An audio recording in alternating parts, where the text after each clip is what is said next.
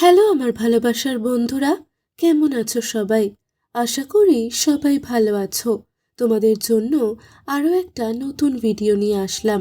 আজ তোমাদের শোনাবো আমাদের গাড়ির ড্রাইভার কিভাবে আমার মায়ের সাথে খেলা করেছিল, সেই মজার ঘটনা। বন্ধুরা, ঘটনাটি শুরু করার আগে ছোট্ট একটি অনুরোধ, ভিডিওটি শুরু থেকে শেষ পর্যন্ত দেখুন। আশা করি অনেক মজা পাবেন।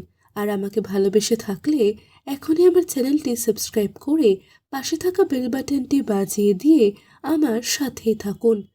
বন্ধুরা, আমার নাম সামিয়া। আমার আম্মু ইংলিশ মিডিয়াম স্কুলের শিক্ষিকা। বয়স 40 বছর। আমার মা দেখতে খুব ফর্সা আর সুন্দরী। মায়ের ফুলগুলো অনেক বড় বড়। মা সবসময় শাড়ির সাথে হাতা কাটা ব্লাউজ পরে। সুতি কাতান জামদানি শাড়িতে মাকে দারুণ আকর্ষণীয় লাগে। মাথার লম্বা কালো চুল মাকে আরো সুন্দর করে তোলে। প্রতিদিন মা স্কুলে যায় সকাল 10টার দিকে, আবার ফিরে আসে বিকাল 4টার দিকে। আমার বাবা একটা প্রাইভেট কোম্পানিতে চাকরি করে।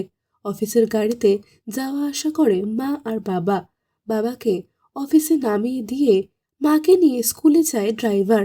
আবার নিজেদের ব্যক্তিগত কাজেও অফিসের গাড়ি ব্যবহার করা হয় আমাদের। ওই ড্রাইভার পাশের একটা ফ্ল্যাটে ভাড়া থাকে। আবার মাঝে মাঝে বাবা বাড়িতে না থাকলে আমাদের বাসার নিচতলায় একটা ঘরে আমাদের নিরাপত্তার জন্য রাতে থাকে। এই বাড়িতে আমি, মা আর বাবা থাকি। আমার বড় ভাইয়া বিদেশে পড়াশোনা করে। আমি মাত্র কলেজে উঠেছি। আমাদের বাড়িতে এক কাজের মহিলাও আছে। ওই মহিলা সারাদিন কাজ করে, রাতে নিজের বাড়িতে চলে যায়। সকাল 9:30টার দিকে ড্রাইভার গাড়ি নিয়ে আসে মাকে স্কুলে নিয়ে যাওয়ার জন্য। আমি ওই গাড়িতেই কলেজে যাই মায়ের সাথে। একদিন সকালে ড্রাইভার বাসায় আসার পর মা কাজের মহিলাকে বলল, বুয়া, তুমি নাস্তা টেবিলে রেখে দাও। বুয়া বলল, হ্যাঁ ভাবি, দিয়েছি। মা বলল, এবার তাহলে বাড়ি যাও। এরপর মা আমাকে বলল, সামিয়া, তুই নিচতলায় বাথরুমে গিয়ে গোসল কর, আমি দোতলায় যাব, কেননা আজ হাতে একটুও সময় নেই। আমি বললাম, আচ্ছা মা, ঠিক আছে। এই বলে আমি আমার রুম থেকে জামা কাপড় নিয়ে নিচতলায় গেলাম। নিচতলায় গিয়ে দেখলাম ড্রাইভার কাকু সোফাতে বসে আছে। 4-5 বছর হলো আমাদের এখানে ড্রাইভারি করে। ওর নাম হাবিব। আমি ওনাকে হাবিব কাকু বলে ডাকতাম।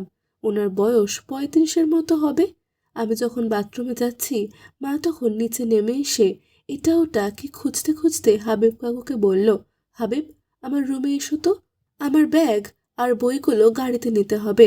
আমি বাথরুমে গিয়ে প্রাথমিক কাজ সেরে গোসল করতে যাব। তখন দেখলাম বাথরুমে শ্যাম্পু নেই। আমি আগের দিন নতুন একটা শ্যাম্পু এনেছিলাম, সেটা আমার ব্যাগের ভিতরে আছে। তাই ওটা আনার জন্য উপরতলায় আমার রুমের দিকে গেলাম।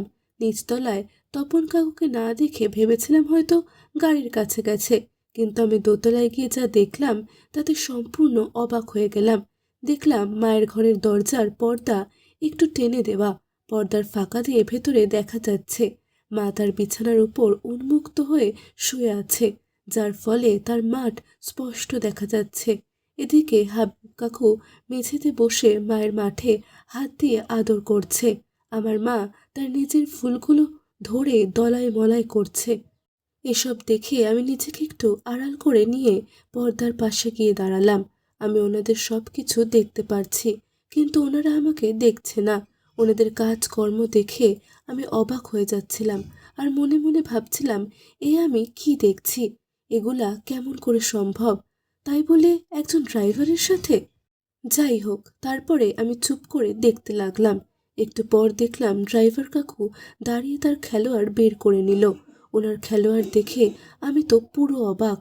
খেলোয়াড় এত বড় হতে পারে আমি কখনো চিন্তাও করিনি। এরপর কাকুও তার বিশাল খেলোয়াড় হাতে নিয়ে একটু নাড়াচাড়া করে মায়ের মাঠে নামিয়ে দিল। এরপর কাকু মনের সুখে খেলা শুরু করলো। কিছুক্ষণ ওইভাবে খেলা করে কাকু তার স্টাইল পরিবর্তন করে নিল। এরপর মা নিজেই কাকুর খেলোয়াড়টা ধরে তার মাঠের ভেতর নামিয়ে দিল। আর এদিকে কাকু আবার খেলা শুরু করলো।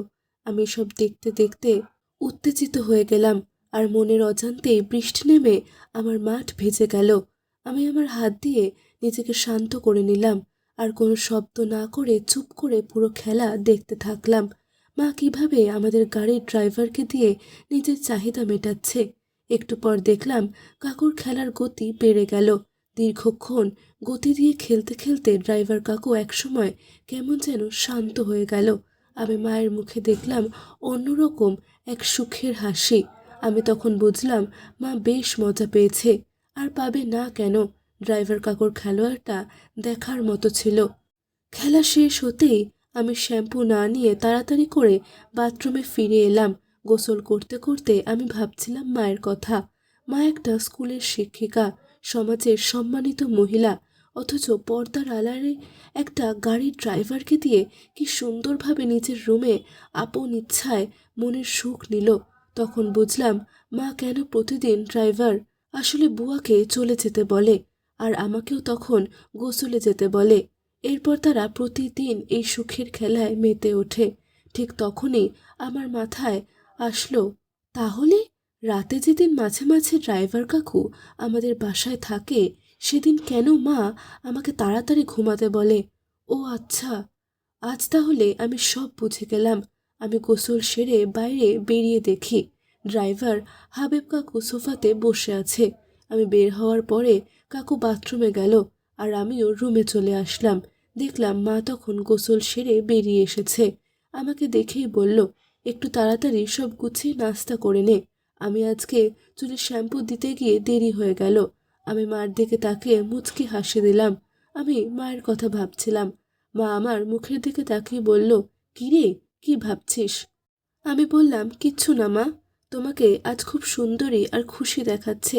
মা আমার কথা শুনে মুচকি হেসে দিল। এরপর থেকে আমি প্রতিদিন লুকিয়ে লুকিয়ে মা আর ড্রাইভার কাকুর খেলা দেখতাম। একদিন বাসায় আমাকে একা পেয়ে ড্রাইভার কাকু কিভাবে আমার সাথে খেলা করেছিল সেই ঘটনা আগামী পর্বে শোনাবো। বন্ধুরা, আজ এ পর্যন্তই। এরকম সুন্দর সুন্দর সব ঘটনা শুনতে আর ভিডিও পেতে এখনই আমার চ্যানেলটি সাবস্ক্রাইব করে নাও। আর আমাকে ভালোবেসে থাকলে এখনই ভিডিওটিতে একটা লাইক ও শেয়ার দিয়ে দাও। আর হ্যাঁ, তোমার মনটা যদি ভালো থাকে তাহলে অবশ্যই কমেন্ট করে জানাও। বন্ধুরা, আগামী পর্বে কেমন গল্প শুনতে চাও সেটা জানাতে ভুলে যেও না কিন্তু। এতক্ষণ আমার সাথে থাকার জন্য তোমাদের অসংখ্য ধন্যবাদ। সবাই ভালো থাকো, সুস্থ থাকো।